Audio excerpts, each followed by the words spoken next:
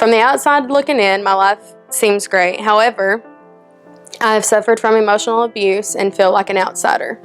When I was 22 years old, I became pregnant by a man that I did not want to co-parent with, much less spend the rest of my life with. 9 months later, I gave birth to a beautiful baby boy. However, he was very sick. For the first year of his life, no matter how many doctors we saw, we could not get a diagnosis. Shortly after Rex turned 1, I married a man that I didn't even love. I hungered to be loved and to have a family. That was probably the worst mistake of my life. Rex and I were left home alone for days at a time with no food or money. I had lost most of my friends. Rex's illness got worse, and one morning I found him lifeless, and I called the doctor and got him in immediately. All his veins had collapsed and we were rushed by ambulance. If I hadn't taken him when I did, he would not be here today.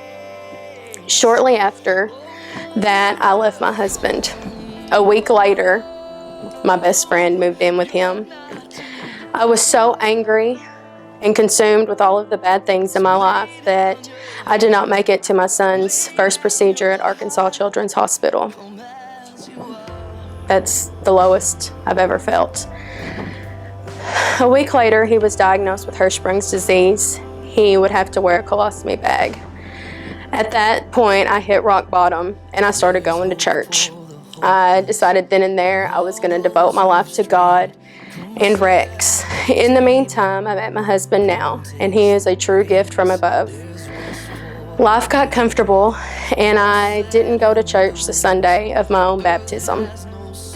Chris and I got married. We had a baby and bought a house, and on the outside, things were perfect. It was everything I ever wanted, but on the inside, I was dying.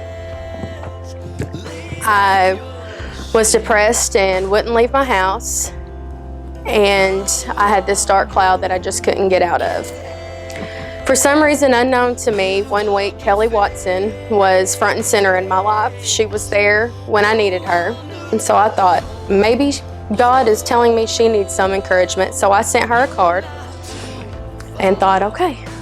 And later that night, I locked myself in the bathroom and I prayed for God to just get rid of this dark cloud and to show me what to do and lead the way. And I called her and I went to her house and we met. She prayed over me and invited me to church. From then I dug in. I was so excited. I felt better, but I still felt unworthy, like I didn't know enough. And there was so much I needed to learn before God would accept me. Then one Sunday, Daniel played Come As You Are. Wow, that hit me. And I decided I wasn't going to run anymore. I contacted Josh and Jane, and there I was blindsided that I would have to walk to the altar to profess my faith. Me putting out my problems and being vulnerable in front of 100+ people, no thank you. I shut out God for 6 whole weeks. I could not get out of my bed. I was angry with my life. I was angry with my husband. I was mad at my kids. And on January 30th, my husband had went hunting. That night, I wanted to kill myself. I had it planned out, everything I was going to do. But then I prayed and I pleaded with God that if He would get me through the night, there was nothing that would stop me from giving my life to Him. The next morning, I went up to the altar, and 3 weeks later, here I am, freed from my own prison and feeling so much better about myself.